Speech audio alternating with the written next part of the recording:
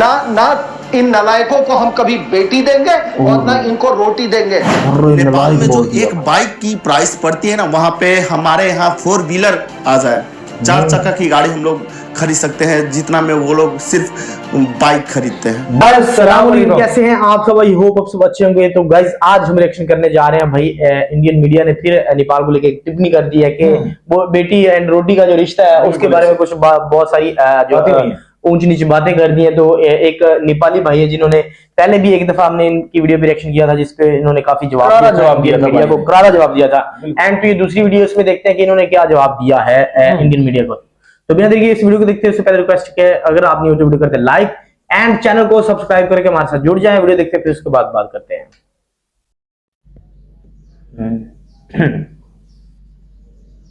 ना ना इन नलायकों को हम कभी बेटी देंगे और ना इनको रोटी देंगे। नेपाल में जो एक बाइक की प्राइस पड़ती है ना, वहाँ पे हमारे यहाँ 4 व्हीलर आ जाए, 4 चक्का की गाड़ी हम लोग खरीद सकते हैं जितना में वो लोग सिर्फ बाइक खरीदते हैं। लेकिन नेपाल के कुछ भ्रष्ट नेता के कारण नेपाल आज पीछे रह गया है, वरना तुम ये बात बोलने के लायक नहीं रहते हैं, क्योंकि चीन तुमसे ज्यादा ताकतवर है और नेपाल तुमसे ताकतवर नहीं है, इसलिए तुम वहां पर अपना धाक दिखाते हो और चीन के आगे शांतिपूर्ण वार्ता करना चाहते हो तुम लोग।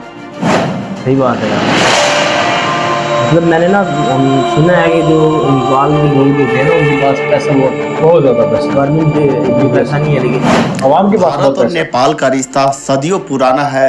माँ जानकी सीता से लेकर बेटी रोटी का संबंध भी यहाँ पर देखा जा सकता है। लेकिन दोस्तों यहाँ पर कुछ भारत में भी हमारे यहाँ कुत्ते लोग हैं जो घटिया किस्म के इंसान हैं। वो लोग भारत और नेपाल के रिश्ते को खराब करना चाहते हैं कुछ टीआरपी के कारण। तो दोस्तों पहले सुनिए इनका ये वीडियो, फिर बाद में मैं इनको रिप्लाई देना चाहूंगा।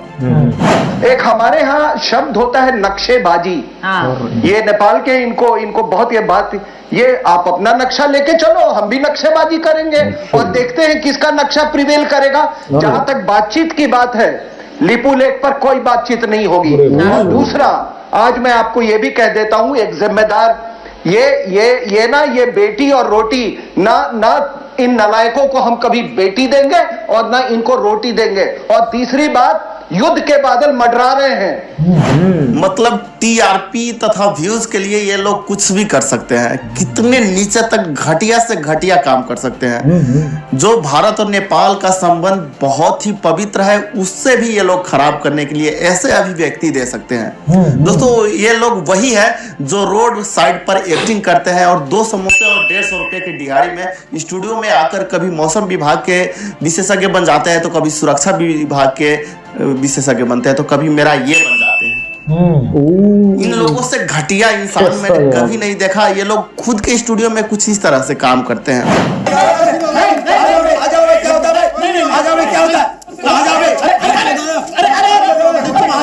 अच्छा एक चीज तो मैंने देखी है, जब भी मतलब इंडियन मीडिया को देखा जाए ना तो इस तरह की हजारों वीडियो जैसे भाई बता रहे हैं ना, हजारों वीडियोस आपको मिलेंगे यूट्यूब पे भी। एंड तो इनका लाइव जब देख रहे होते हैं ना कोई भी न्यूज चैनल, तो उसमें कहीं ना कहीं फाइट हो रही होती है। अगर फिजिकली नहीं हो रही थी, अगर फिजिकली नहीं हो रही होती, बट ये होता है कि ये एक दूसरे को ऐसी गालियां दे रहे होते हैं। बिल्कुल बहुत ज्यादा ऑनियर हो गए भाई कर देते हैं ये बहुत।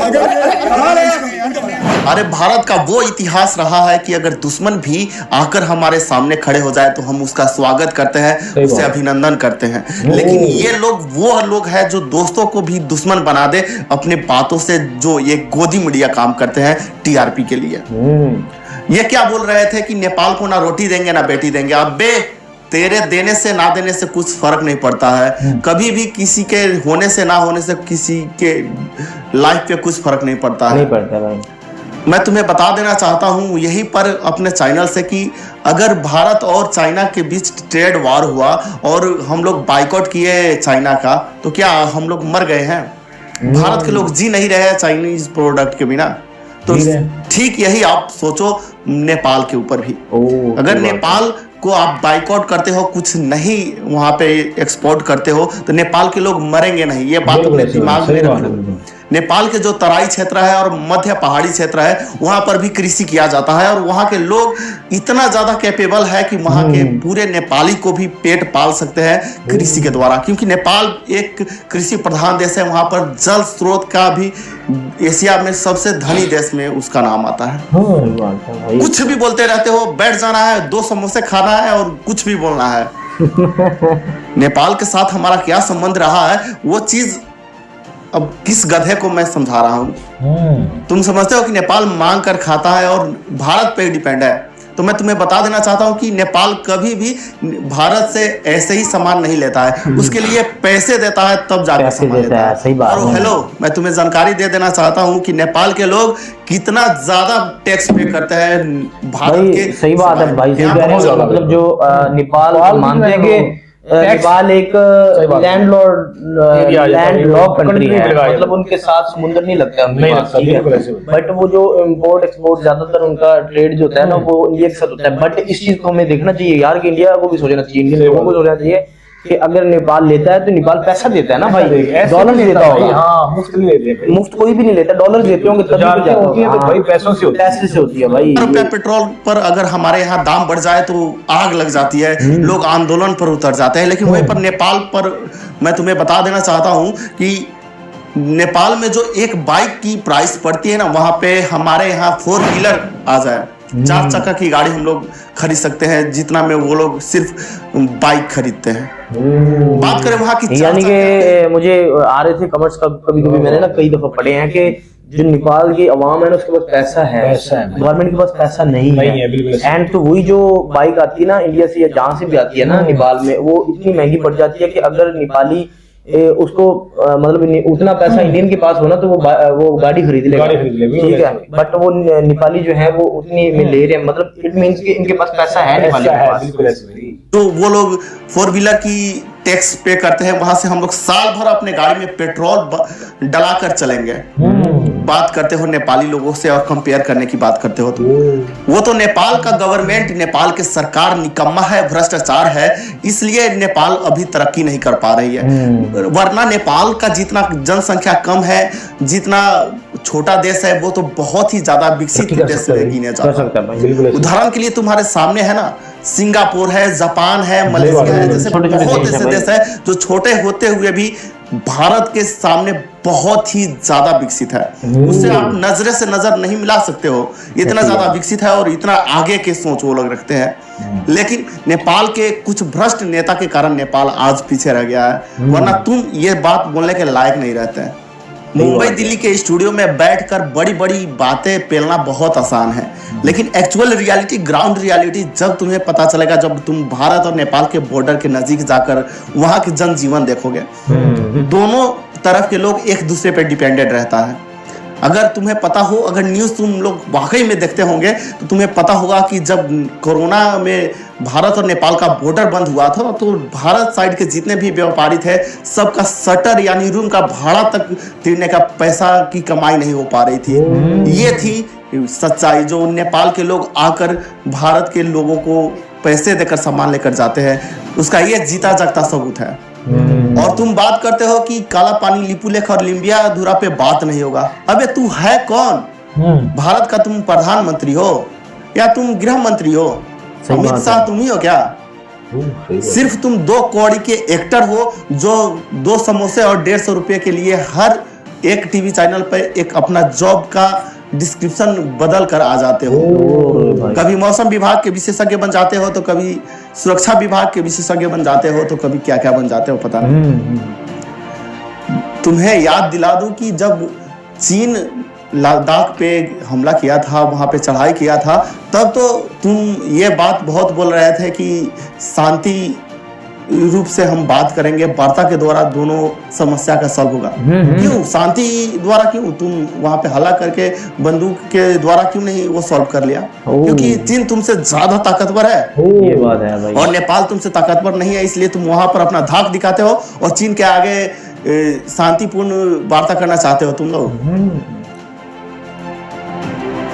बेटा तुम ना तो राष्ट्र अध्यक्ष हो, ना तो पीएम हो, ना तो सीएम हो, तो औकात में रहा करो। सिर्फ टीआरपी के लिए आकर स्टूडियो में जो बकबक करते हो, उससे भारत और नेपाल का रिलेशन खराब होता है। ये बात समझो तुम, ठीक ना।